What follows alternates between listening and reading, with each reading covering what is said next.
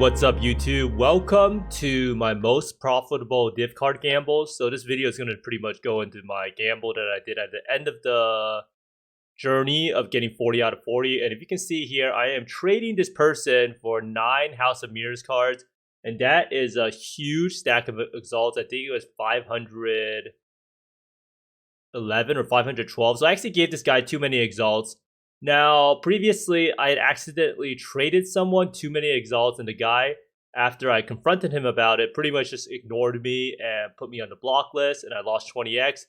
But you can see here, this is supposed to be 512 exalts, but I accidentally gave him 521 purely because I'm too dumb, and sometimes I'm reading chat or something, and yeah, so this person is taking a while to verify the trade, counting the exalts, and soon, my chat tells me that I'm a moron, and I'm like, oh shit, maybe I should actually go back and tell him. And then I actually did 512.1.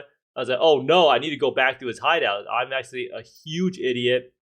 I don't know what I'm doing, and that's pretty much it. So that I figured it out. He actually gave me back the exalts, and everything ended up being gravy. But let's go straight into what the background of this video is. So I decided to end my 40 out of 40 challenge by gambling scouts. And I pretty much just did scouts in the beginning because you want to have a stack of 8 cards when you do the gamble. So I was like, let me do scouts because I don't know what would happen if I did House of Mirrors, because I might just lose it all and have to buy more, and then I wouldn't be able to finish all of my challenges. So I ended up farming 15 div card sacrifices, and you can actually farm these pretty easily. And why is someone trying to message me? But you can actually farm these pretty easily if you use the sextant over here. Harvested in your maps are more likely to give less common crafting options and at least 1 crop of blue plants. So if you do this, every single plot will have 1 crop of blue plants, and you'll be much more likely to get sacrificed div cards because it's a less common crafting option. So I had around 15 of them, so I actually did 2 of them for scouts, and I eventually doubled it up and I got 8 scouts back. So I was left with 13 div card sacrifices. So I pretty much just decided, like you saw earlier, I bought 9 House of Mirrors, and I decided to use the rest of my div card gambles. And just a little quick backdrop, before doing this gamble, in the past leagues, I've probably been down over 5 mirrors lifetime for gambling this div card. Every single time I put in 4 House of Mirrors, 0 came back out. And yeah, it's a pretty fast way to lose all your currency, but as you can see here, shortly while I played a highlight that it could also be a great way of gaining a lot of currency at the end of the league. Wait, what happens if I put in the full stack? Does it even matter? Should I do 5 or 4? Good guy. I mean, what are the chances that this disappears? Probably pretty high with everything.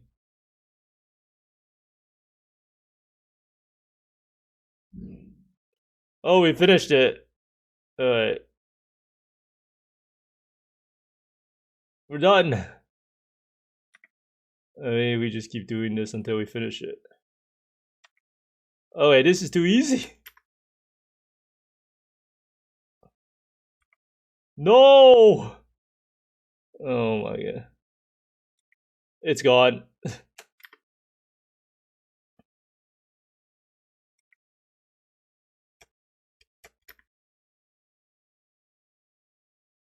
Seven? Oh, come on.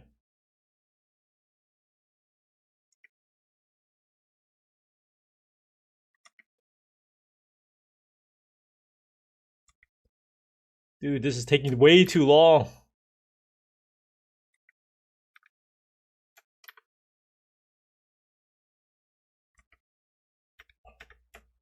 Oh my goodness. Oh man, that was pretty easy. See? I told you this is the best thing ever. Nice, we got 1 point.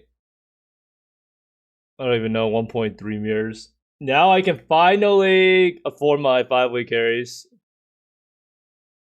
To 60 mirrors per hour. Should be a new video. The sad part is, even when doing this, I'm probably still down. So as you all saw, I got pretty lucky, and I didn't really expect to go up by that much. I actually expected to lose it all.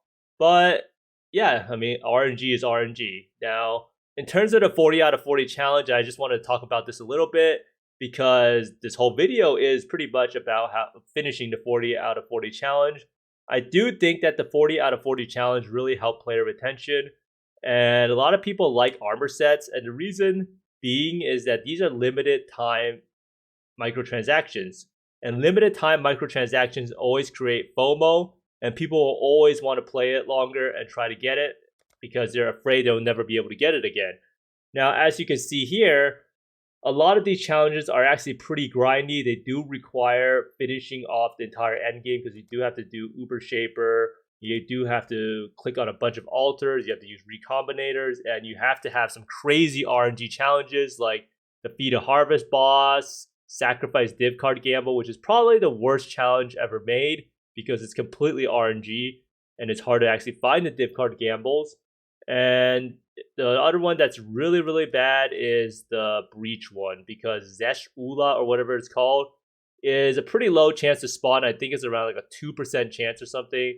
And I do know a lot of people spent hours upon hours trying to grind it out with gilded Breach Scarabs and putting Breach on the map and using a Breach Sextant and using Vault Breach. And that's actually why I have Vault Breach down here because I was actually farming Zesh Ula and they still never really got it. So RNG challenges are definitely the worst part about these challenges. These other ones are all pretty fair. And I do think that these challenges were not as bad as a lot of people thought they were, as long as you could do the Uber bosses. Because I think like 8 of them were all just like Uber bosses. And then the end game grinds, or what people call it eggs, and I never really knew that, are not too bad. I decided to go with level 100, defeat Uber bosses 100 out of 100. And this one you pretty much just get if you do any magic finding with Valley of Darkness. And in this one you can actually just run City Square and you can finish it off in no time with double boss. So it's actually crazy how fast you can actually finish these endgame challenges.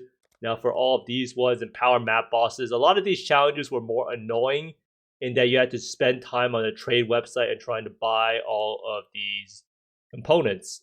Now Atlas grinds, this is something that was pretty annoying for me personally, because I didn't actually have Syrian Exarch altars clicked on for most of the times. Now the reason being is that Eater of World altars are a lot better in general compared to Syrian Exarch. So in the future, if I was to do challenges 40 out of 40, I do think I'll do it again. I will probably look through this list and try to do it passively instead of saving it all towards the end and being forced to grind 1,000 Syrian Exarch altars in like one day. Now everything else is pretty easy, and I didn't really see anything that was too crazy. Complete unique maps. This did make Doriani's Machinarium be very expensive. I think I actually ended up buying this map for 4 exalts. These Sentinel ones are not too bad. You'll pretty much just get it passively. Uber Cortex, Uber Shaper. This one is kind of hard if your build is kind of weak, but you can always just buy Carry from the TFT Discord, and a Cast on Death Discharge will pretty much destroy all of them. And this one, Complete Harvest Encounter, is definitely the worst one.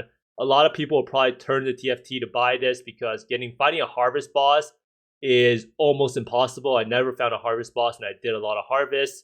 And then harvesting at least 7 crops is pretty RNG. Another challenge a lot of people have problems with is essence encounters. I do know a lot of people corrupt a lot of essences and they haven't gotten 8 essences or 2 of the Folly essences over here. But these are all challenges you can buy on TFT if you want to. And Breach encounters, this one is really annoying. But everything else is pretty fair. And I do think that the challenges added a lot more fun for me personally in the league. And it gave me something to grind for after I felt like I've completed almost everything in the league. And it's just a really good thing for player retention. And I do think that maybe one day they could incorporate challenges as part of the Kirax Vault Pass. I think the Kirax Vault Pass is done very, very poorly. And they could pretty much just do it where the challenges and the Vault Pass are merged together in terms of some sort of battle pass. And I think it would actually get a lot better reception than what they currently get from the Kirax Vault Pass, which is, in my eyes, vastly overpriced compared to other games. Now, overall, I hope by watching this video, you've seen that gambling is the best way to get very rich or very poor very, very, very fast. So it is very fun to do at the end of the league. If people are wondering what to do with their currency, you can buy a bunch of Watcher Sides, you can buy 20,000 stack decks and try to get Carpal Tunnel, Or yeah, because you can see I have a lot of stacked decks too. Maybe I'll do an opening video in the next video, but I really hate opening stacked decks. But other good gambles are gambling Watcher's Eyes. It's pretty fun. You can gamble synth bases with the cards. So there's a bunch of different gambles to do. If you want to figure out what to do for your end of the league gamble, you can also buy Omni and buy Mage Blood and get a double corrupt temple. So the sky's the limit. And the difference between the Ophidian and Ophidian Lord armor set was actually kind of disappointing. I couldn't really tell the difference. So right here is the Ophidian Lord. And then if you see the Ophidian regular version, doesn't really look that much different. I mean, it looks shinier, but I actually like the look of the darker one. So it's kind of sad. I didn't really feel like I got what I wanted to do from the challenges. Now, I am almost contemplating doing this every single day, farming 15 div card sacrifices and seeing what happens to this 20 stack of House of Mirrors. And I do think that it will probably disappear if I keep doing it, but maybe we'll do it for the next videos and every single day until the end of the league. So maybe we'll just have 100 mirrors or we'll have 0. But thanks for watching, everyone. I hope you find more mirrors, exalts, and mage bloods than me, and see you next time. Bye.